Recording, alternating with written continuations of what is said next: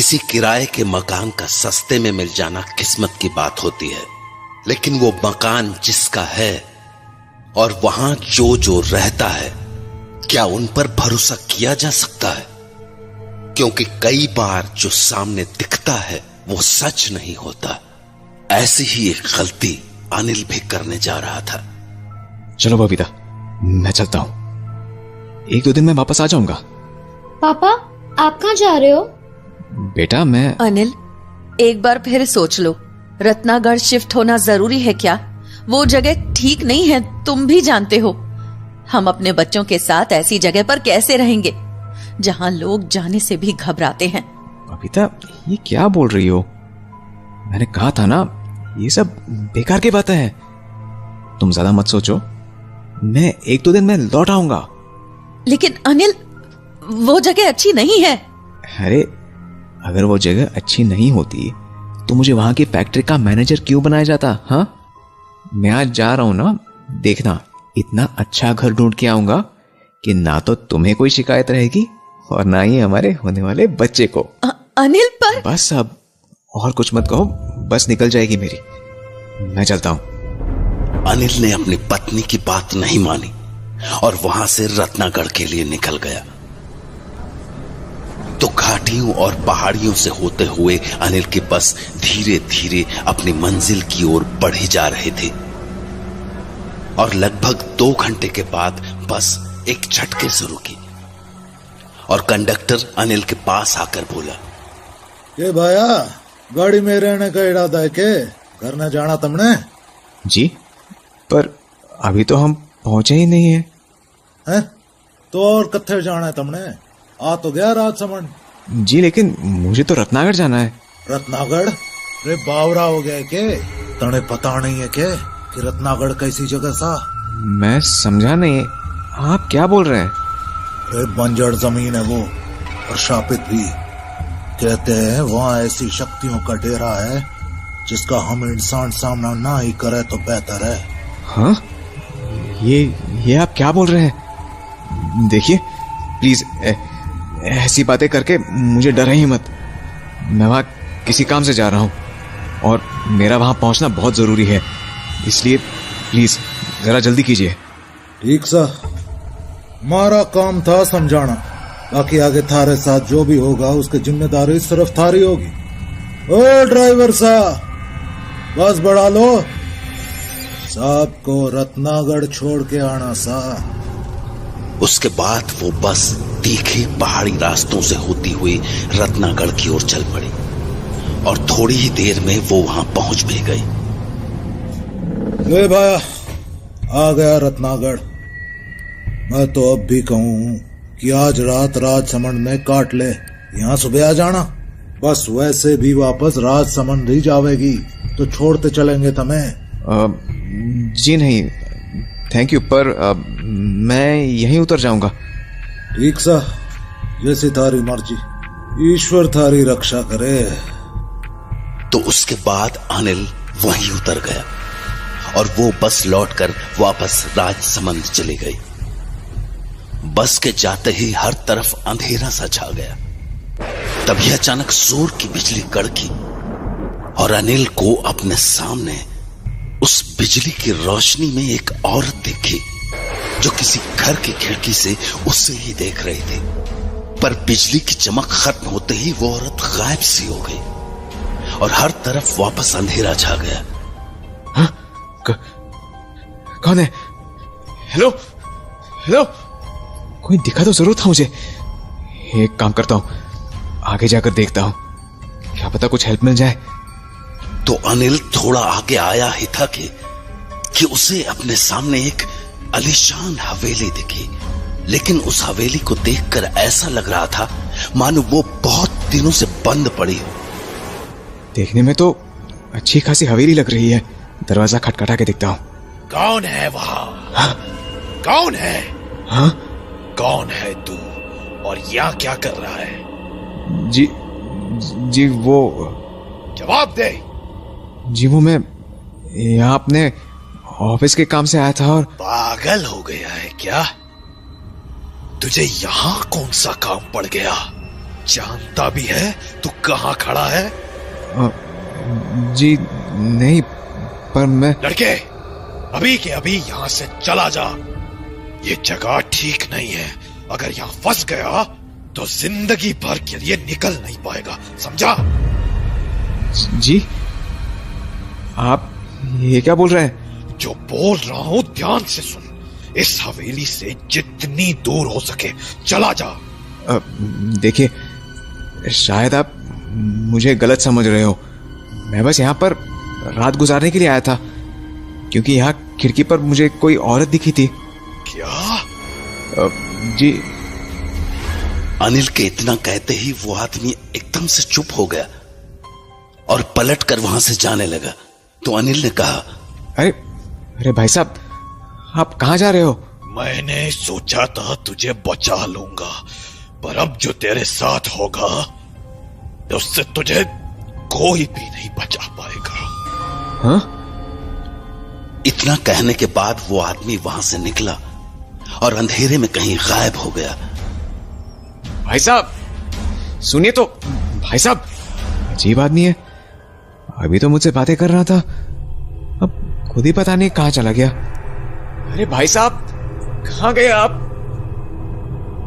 कौन है वहां? कौन शोर मचा रहा है? हाँ? जब अनिल ने पलटकर उस हवेली को देखा तो उसे अपनी आंखों पर विश्वास नहीं हुआ। जो हवेली अभी कुछ देर पहले तक बिल्कुल वीरान लग रही थी, वो अब पूरी तरह जगमगाने लगी थी और उसके ठीक सामने एक आदमी हाथों में लालटेन लिए खड़ा था। कौन हो तुम? और यहां क्या कर रहे हो?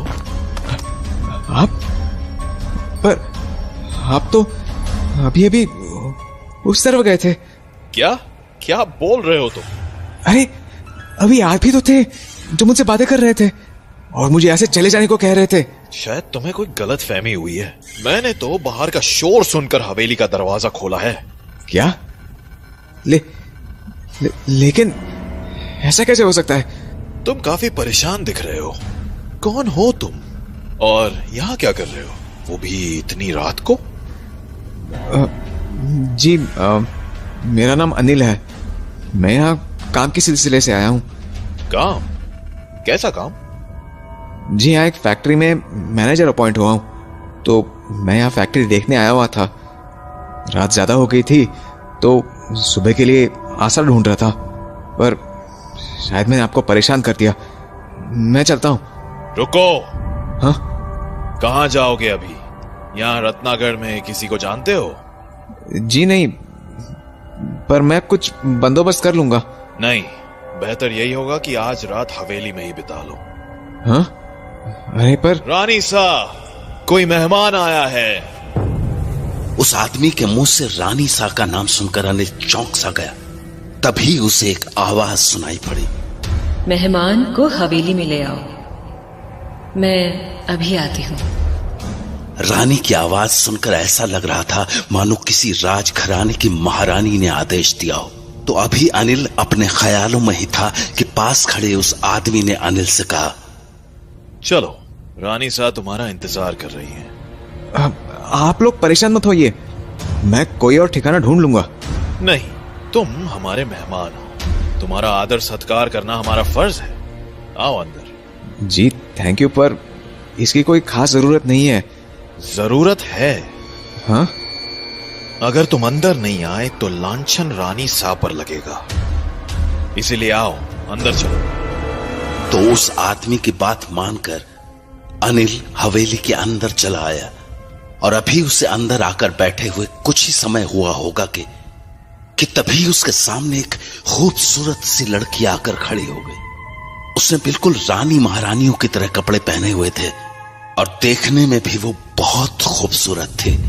तो अनिल उसे देख ही रहा था कि उसके बगल में बैठा हुआ आदमी खड़ा हुआ और बोला, खम्मा घनी रानी सा। इतना सुनते ही अनिल भी हड़बड़ाकर खड़ा हो गया। खम्मा घनी रानी सा। खम्मा घनी, बैठिए। जी थैंक यू। क्या नाम है आपका? जी मैं अनिल। माफ कीजिएगा, इतनी रात को आप लोगों को परेशान कर दिया। कोई बात नहीं, दरवाजे पर आया हर कोई मेहमान ही होता है, चाहे वो इंसान हो या कोई और। जी?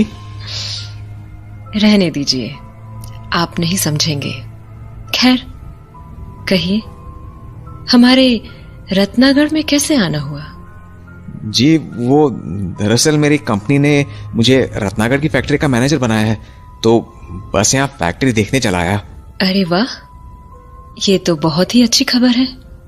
महेंद्र, जाओ और हमारे मेहमान के लिए रात के खाने का इंतजाम करो। वैसे भी मुझे इनसे ढेर सारी बातें करनी है। जी रानी साहब। उसके बाद महेंद्र रसोई में चला गया और उसके जाते ही रानी अनिल से बोली, अब आप मुझे पूरी बात बताइए, आप यहाँ और किस काम से आए हैं? रानी साहब, वो मैं यहाँ फैक्ट्री देखने के साथ साथ किराए का मकान देखने भी आया हूँ। ओह, किराए का मकान? खुद के लिए? जी नहीं, मेरी फैमिली के लिए। हम सब यहीं शिफ्ट होने वाले हैं। तो आप लोग इसी हवेली में क्यों नहीं आ जाते? मैं वैसे भी यहाँ कभी कभार ही आती हूँ। महेंद्र आप लोगों का अच्छे से ध्यान रखेगा। अरे नहीं रानी साहब, ये तो बहुत ही बड़ी हवेली है, मैं यहाँ रह के क्या करूँगा? क्यों, आपको मेरी हवेली पसंद नहीं आई? नहीं नहीं रानी साहब, ऐसा नहीं है, मैं बस कोई मामूली सा किराए का मकान ढूंढ रहा था। तो आप यहाँ रहकर किराया दे देना। रानी साहब, इस हवेली का किराया भरते भरते मेरी जिंदगी निकल जाएगी। आपका बहुत बहुत शुक्रिया, पर मैं कोई छोटा सा घर देख लूंगा। पर मैंने आपसे कहा ना, मैं यहाँ ज्यादा नहीं रहती, ये हवेली खाली ही रहती है। आप यहाँ आराम से कम किराए पर भी रुक सकते हैं। पर मैं तो 8-9 हजार के अंदर घर देखने वाला था। आप किराया 3-4 हजार भी देंगे तो भी कोई दिक्कत नहीं है। क्या, सच में? हाँ बिल्कुल, आप बस जल्द से जल्द अपने परिवार को यहाँ ले आइए। वैसे कौन कौन है आपके परिवार में? जी, मेरी वाइफ है, एक बेटी है और एक बहुत जल्द एक नन्हा मेहमान भी आने वाला है। बहुत अच्छे। तो आपकी पत्नी पेट से है? जी। क्या नाम है आपकी पत्नी का? बबीता। बबीता। अभी अनिल और रानी आपस में बातें कर ही रहे थे कि तभी वो आदमी रसोई से भागा हुआ अनिल के पास पहुंचा और उससे अजीब किस्म के सवाल करने लगा। कब से प्रेग्नेंट है तुम्हारी पत्नी? जी? कितने महीने हो गए? 5 महीने। पत्नी को खाने में क्या पसंद है? हाँ? डिलीवरी कब है बच्चे की? आप? जी आप बताओ मुझे। ये आप किस तरह की बात कर रहे हैं? माफ कीजिएगा, दरअसल महेंद्र इन बातों पर थोड़ा ज्यादा ही उत्सुक हो जाता है। क्यों, है ना महेंद्र? जी रानी साहब, माफ कीजिएगा। मुझे लगता है तुम्हें अपना ध्यान खाना बनाने पर देना चाहिए।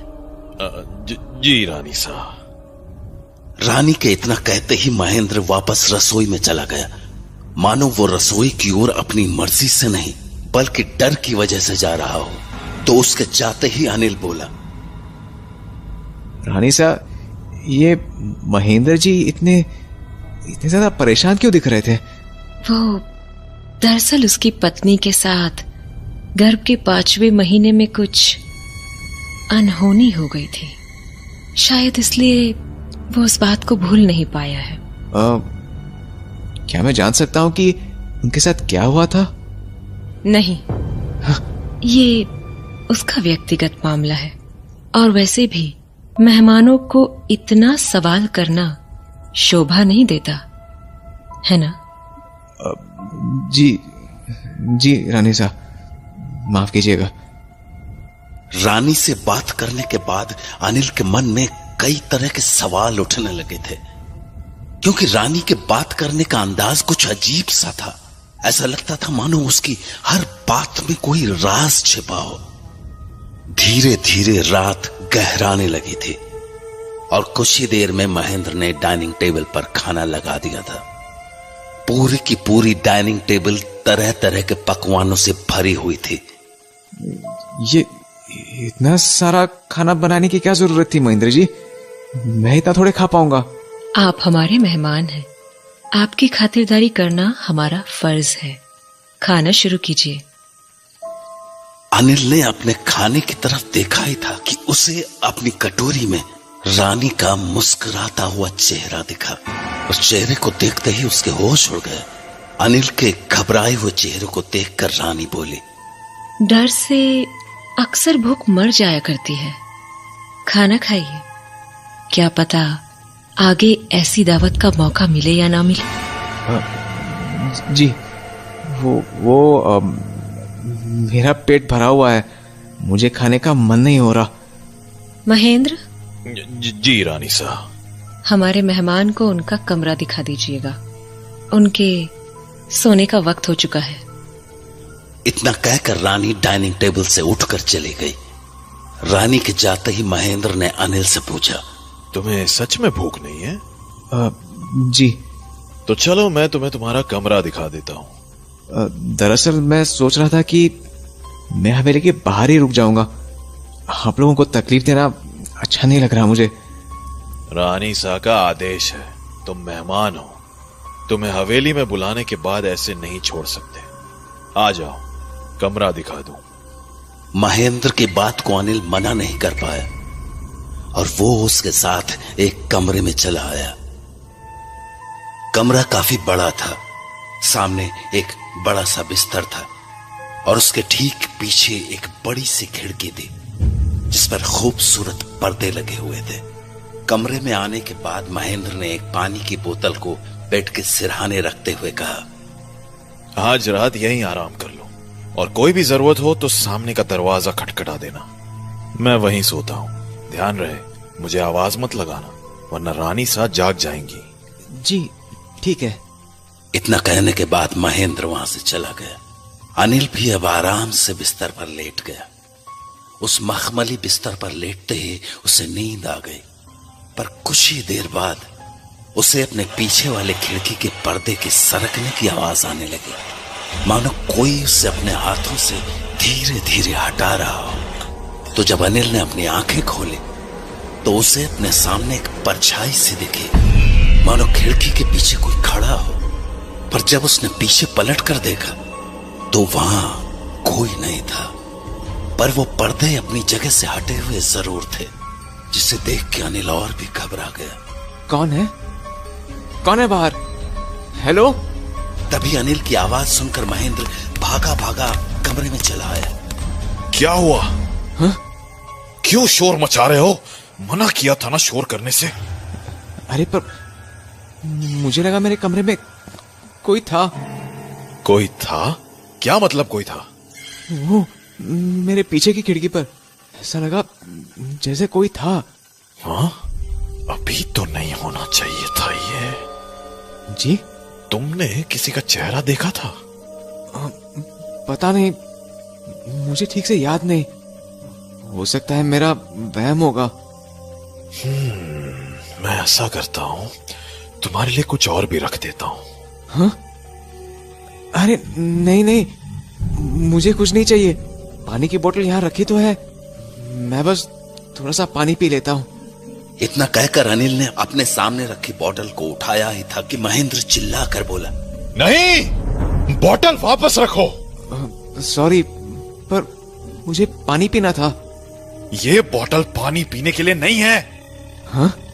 क्या मतलब? देखो, जो मैं कहने वाला हूं उसे बहुत ध्यान से सुनना। हाँ? ये जगह ठीक नहीं है। आज की रात गुजार लो और सुबह होते ही तुम इस हवेली से चले जाना। हाँ? क्या? हाँ। ये आप क्या बोल रहे हैं? अभी थोड़ी देर पहले तो आप और रानी साहब मुझे यहाँ रुकने को बोल रहे थे, मुझे यहाँ किराए पर रहने के लिए जगह भी दे रहे थे।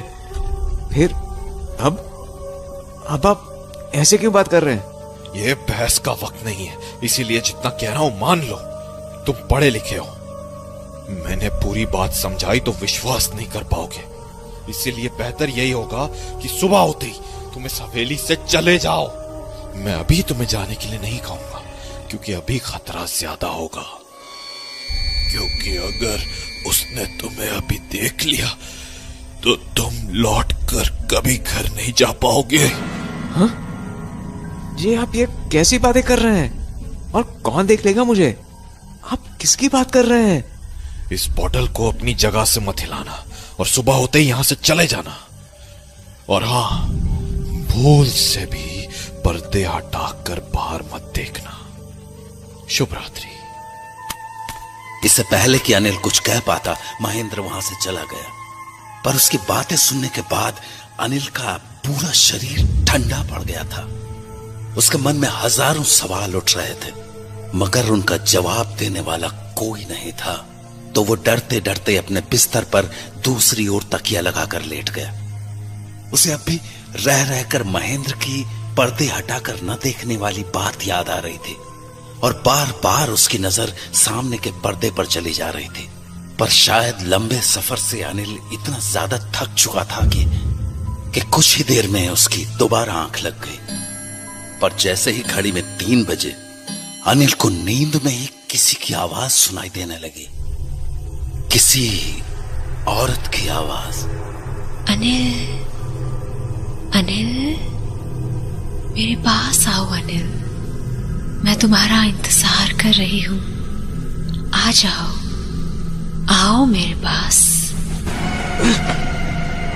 तभी उसके सिरहाने पड़ी शीशे की बोतल अचानक जमीन पर गिरकर टूट गई।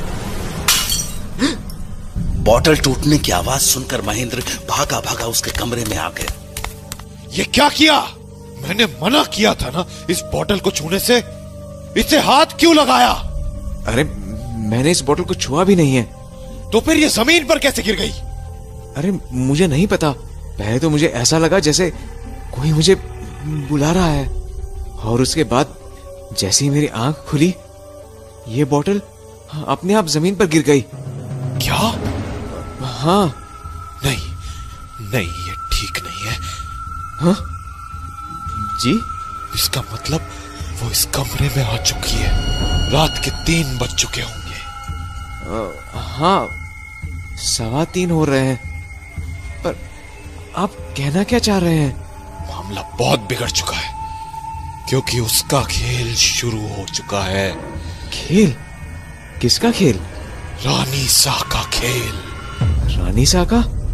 अरे आप ठीक से क्यों नहीं बताते कि आखिर बात क्या है? यहाँ पर आखिर चल क्या रहा है? हाँ? ये किसकी रोने की आवाज है? कहीं कहीं रानी सा की तो नहीं? हमें जाकर देखना चाहिए। नहीं।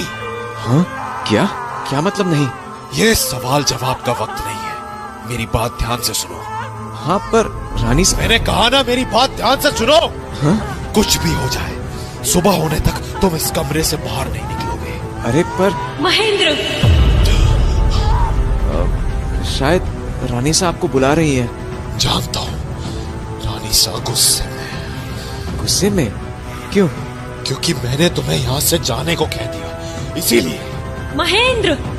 मैं चलता हूँ, पर तुम कमरे से भूल कर भी बाहर मत निकलना, किसी भी हालत में नहीं। इतना कहकर महेंद्र उस कमरे से बाहर चला गया, और उसके बाहर जाते ही मानो सब कुछ बिल्कुल शांत सा हो गया। न तो अब कोई रो रहा था और न ही कोई आवाज लगा रहा था। पर इससे पहले कि अनिल सबका मतलब समझ पाता, उसके कमरे के बाहर से किसी के मंत्र पढ़ने की आवाज आने लगी। हाँ? ये कैसी आवाज है? ऐसा लग रहा है जैसे कोई मंत्र पढ़ रहा है। पर कौन? हाँ? ये इन मंत्रों में मुझे अपना और बबीता का नाम क्यों सुनाई दे रहा है? ये यहाँ पर हो क्या रहा है? अभी अनिल उन मंत्रों के बारे में सोच ही रहा था कि अचानक वो आवाजें आनी बंद हो गई, और फिर अचानक किसी आदमी के चीखने की आवाजें आनी शुरू हो गईं। हाँ? ये तो महेंद्र की आवाज है। पर वो इस तरह क्यों चिल्ला रहे हैं? वो ठीक तो है? करूं? बाहर जाकर देखूं क्या? उन्होंने तो मुझे बाहर निकलने से मना किया है। नहीं, मैं ऐसे हाथ पे हाथ धरे नहीं बैठ सकता। वो मुसीबत में है, मुझे बाहर जाना ही होगा। तो इसके बाद अनिल एक झटके से अपने कमरे का दरवाजा खोलकर बाहर आ गया। बाहर उसे महेंद्र तो नहीं दिखा, पर उसके सामने रानी जरूर खड़ी थी, जो उसे ही देखकर मुस्कुरा रही थी। महेंद्र ने बाहर निकलने से मना किया था ना, फिर भी आप बाहर आ गए। चलिए, अब आप भी हमेशा यहीं रहेंगे। अनिल को जब तक रानी की कही बात समझ आती, उसे अपने बगल से महेंद्र की आवाज आई। तुम कमरे के बाहर क्या कर रहे हो? मना किया था ना बाहर निकलने से। अरे पर मुझे आपके जोर जोर से चीखने की आवाजें आ रही थी, इसलिए मैं। वो मैं नहीं था। हाँ? तो फिर कौन था? तुम ये बातें छोड़ो और मुझे ये बताओ कि कमरे से बाहर आकर तुमने किसी को देखा तो नहीं था ना? हाँ, देखा था ना। रानी सा अभी यही थी। क्या? हाँ, पर इसीलिए मैंने तुम्हें कमरे के अंदर रहने को कहा था। ये ठीक नहीं हुआ, बिल्कुल ठीक नहीं हुआ। पर हुआ क्या? कुछ नहीं, तुम अंदर कमरे में जाओ, सुबह मिलते हैं। उसके बाद अनिल ने कुछ नहीं कहा और अपने कमरे में जाकर सो गया। उस रात और कुछ भी नहीं हुआ। पर अगली सुबह जब अनिल रानी से मिला तो उसने कहा, उम्मीद है आपको अच्छे से नींद आई होगी। जी। तो कहिए, आप अपने परिवार को यहाँ कब लेकर आ रहे हैं? जी, मैं आज वापस जाऊंगा तो कल उन्हें लेकर यहाँ आ जाऊंगा। आपका जाना जरूरी है? हाँ, मैं उन्हें लेकर कैसे आऊंगा? आप चाहे तो गाड़ी हम भिजवा देते हैं, वो खुद ब खुद यहाँ आ जाएंगे। थैंक्स, पर मुझे घर का सामान भी साथ लाना होगा। अरे, सामान की क्या जरूरत है? इस पूरी हवेली में जो कुछ भी है आप ही का तो है। थैंक यू सो मच, पर शायद हमें कुछ सामान तो लाना ही पड़ेगा। मैं चलता हूँ। नहीं, आप ऐसे नहीं जा सकते। हाँ? मतलब? मेरी हवेली से कोई खाली हाथ नहीं जाता, ये मेरी तरफ से। जी, ये कुछ नहीं, बस आपके और आपकी पत्नी के लिए एक छोटा सा तोहफा है। अंगूठी और सिंदूर की डब्बी, पर इसकी क्या जरूरत थी रानी सा? देने को तो मैं सोने की अंगूठी और हार भी दे सकती थी, पर मुझे पता है कि आप खुददार आदमी हैं, इसलिए एक मामूली सी चांदी की अंगूठी ही भेंट की है। पहनेंगे ना इसे आप? जी रानी सा। तो पहनिए ना। जी, अच्छी है। मुझे खुशी हुई कि आपको अंगूठी पसंद आई। आपकी पत्नी को तो मैं अच्छे से नहीं जानती हूँ, इसलिए उनके लिए बस एक सिंदूर की डिब्बी दी है। उनसे कहिएगा कि यहाँ आते हुए इसे लगाकर जरूर आएं। जी, ठीक है रानी सा, आपका बहुत शुक्रिया। अब मैं चलता हूँ। जरूर, जल्दी लौटिएगा, मैं आपका इंतजार करूंगी। जी रानी सा। हवेली से निकलने के बाद अनिल राजसमंद पहुंचा और वहां से घर जाने के लिए उसे वो ही बस मिली जिससे वो रत्नागढ़ आया था। अनिल अपनी सीट पर बैठा ही था कि तभी बस के अंदर एक बुढ़िया घुसी और वो कंडक्टर उस पर चिल्लाने लगा। अरे बुढ़िया, तू फिर आ गई? मना किया है ना तुझे बस में चढ़ने से, किराया तू दे ना सके, बस फालतू में बस में चढ़े जावे। अरे अब तो छोड़ दे, अपने बेटे को ढूंढना, छोड़ के चला गया वो तुझे। ऐसा मत बोल, वो मुझे छोड़ के कहीं नहीं जाएगा। अच्छे से जानती हूँ मैं कि वो कहाँ है, बस अब वो मेरे पास लौट नहीं पा रहा है। हाँ, तेरी ये कहानी सुन के थक गया सू मैं, जा अंदर जाकर बैठ जा।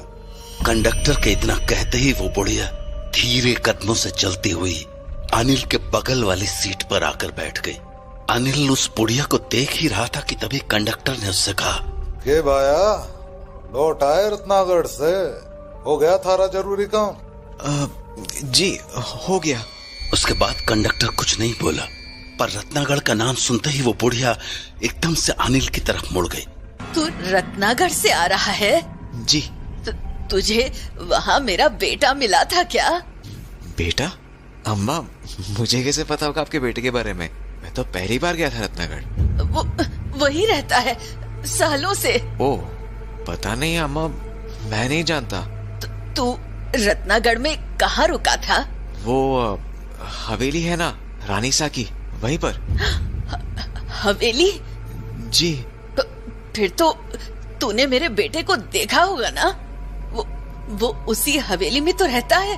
हाँ, कहीं आप महेंद्र की बात तो नहीं कर रही? हाँ, वही तो है मेरा बेटा। कैसा है वो?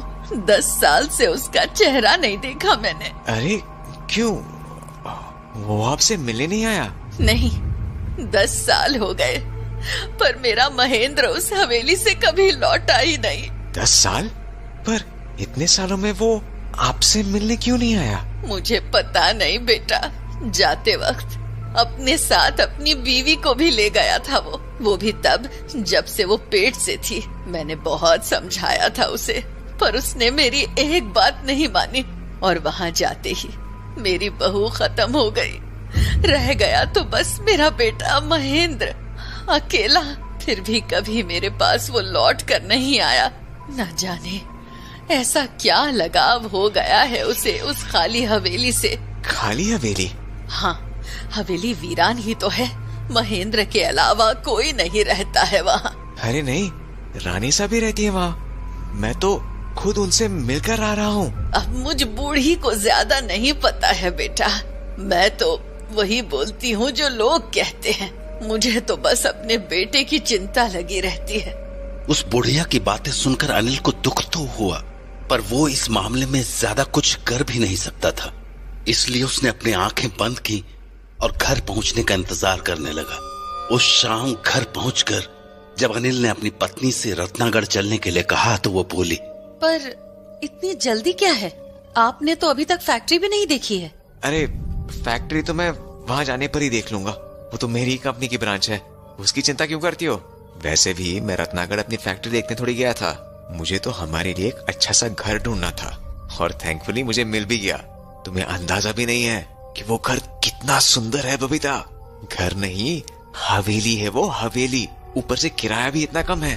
मैं इतने अच्छे घर को हाथ से जाने नहीं देना चाहता हूँ। लेकिन ऐसे अचानक कैसे चले जाएं? इतना सामान भी तो है। अरे हमारे काम का सब कुछ है वहाँ, और अगर कुछ जरूरत पड़ी तो यहाँ से शिफ्ट करवा लेंगे। पर बबीता ज्यादा सोचो मत। ऐसे अनजान शहर में इतने अच्छे घर का मिल जाना बहुत किस्मत की बात होती है। और तो और वहाँ तुम्हारी भी बहुत ज्यादा मदद हो जाएगी। मतलब? अरे हमारे साथ रानी सा का वो आदमी भी तो रहेगा ना, महेंद्र। जब तुम्हें बेबी होगा तो घर के सारे काम वो देख लेगा, इसलिए तुम बिल्कुल रिलैक्स हो जाओ। पता नहीं अनिल, मुझे एक अजीब सी घबराहट हो रही है। मैंने रत्नागढ़ के बारे में कभी भी अच्छी बातें नहीं सुनी है। पता नहीं वहाँ जाना ठीक भी होगा या नहीं। अरे बबीता, तुम अब भी इन सब अफवाहों के चक्कर में पड़ी हो। जब मैं खुद वहाँ जाकर देख चुका हूँ तो फिर दिक्कत क्या है? चलो अब जल्दी से निकलते हैं, नहीं तो रात ज्यादा हो जाएगी। अच्छा, वहाँ पे जो रानी सा थी ना, उन्होंने ये सिंदूर दिया है तुम्हारे लिए, इसे लगा लेना। क्यों? लगाने की क्या जरूरत है? अरे समझो ना, रानी सा है वो, मकान मालकिन है, उनका मान रखने के लिए सिंदूर लगा ही लोगी तो तुम्हारा क्या जाएगा? लगा लो, उन्हें भी अच्छा लगेगा। अब चलो जल्दी करो, हमें निकलना होगा। हाँ, मैं आती हूँ। रत्नागढ़ के बारे में सुनकर बबीता वैसे ही बहुत परेशान थी, और जब अनिल ने उसे वो सिंदूर की डिब्बी दी तो वो और भी ज्यादा घबरा गई।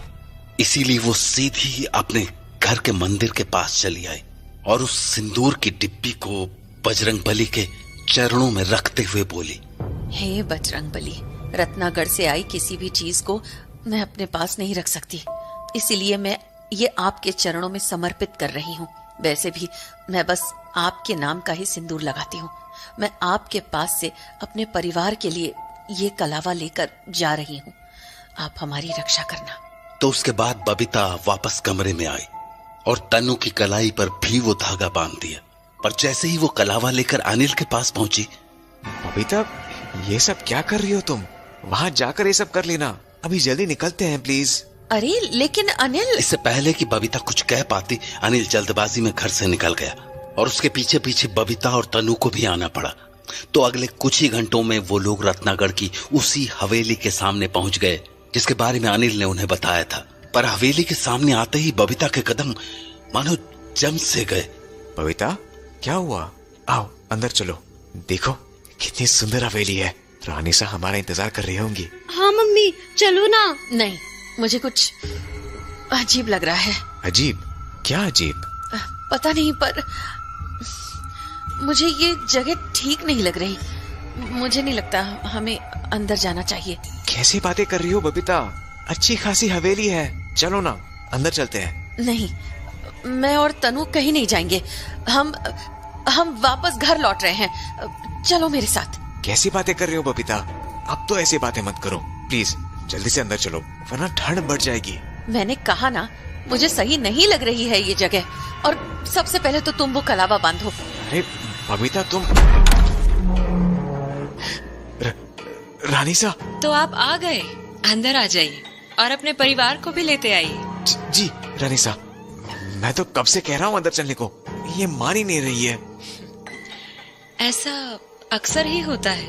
आप भी जब पहली बार आए थे तो अंदर आने से घबरा रहे थे, पर क्या है ना, थोड़ी जोर जबरदस्ती करो तो लोग अंदर आ ही जाते हैं। और एक बार किसी ने अंदर आने का मन बना लिया तो उसे इस हवेली से लगाव हो ही जाता है। खैर, मैं आप लोगों का इंतजार करूंगी। उम्मीद है अनिल आपको हमारे पास ले ही आएंगे। खम्मा घनी। उसके बाद रानी वहां से चली गई, पर उसके जाते ही अनिल की अंगूठी में एक अजीब सी रोशनी सी हुई और वो मानो पागल सा हो गया। चल अंदर, हम रानी से को और इंतजार नहीं करा सकते। अनिल, ये तुम कैसी बातें कर रहे हो? बोला ना अंदर चल। पापा, आप गुस्सा क्यों हो रहे हो? सवाल करना बंद कर, अंदर चल चुपचाप। नहीं, हम कहीं नहीं जाएंगे। ठीक है, तू ऐसे नहीं मानेगी, मुझे दूसरे तरीके अपनाने होंगे। अनिल, क्या कह रहे हो तुम? तू अंदर आने से मना कर रही है ना, पर अपनी बेटी के पीछे पीछे तो तू भागी भागी आएगी। चल रे लड़की, हमें हवेली में जाना है। हाँ पापा? तनु कहीं नहीं जाएगी। ऐसे कैसे नहीं जाएगी? अभी घसीट कर ले जाऊंगा मैं इसे अंदर। अनिल नहीं, ये क्या बोल रहे हो? हे बजरंग बली, रक्षा करो। ए लड़की, चल। अनिल ने तनु का हाथ पकड़ा ही था कि एक जोर की बिजली कड़की और अगले ही पल अनिल जमीन पर अपने हाथ को पकड़कर बैठ गया। अनिल? पापा, क्या हुआ? ये तुम ठीक नहीं कर रही हो, बिल्कुल ठीक नहीं कर रही हो। तुम रुको, तुम्हें रानी सा ही ठीक करेंगे। मैं उन्हें बुलाकर आता हूँ। इतना कहते ही अनिल भागता हुआ हवेली के अंदर चला गया और बबीता और तनु उसे एकटक देखते रह गए। मम्मी, ये क्या हो रहा है पापा को? वो इतने गुस्से में क्यों हैं? और वो अकेले अंदर क्यों चले गए? इससे पहले कि बबीता कुछ बोल पाती, उन्हें हवेली के अंदर से अनिल की जोरों की चीखने की आवाजें आने लगी।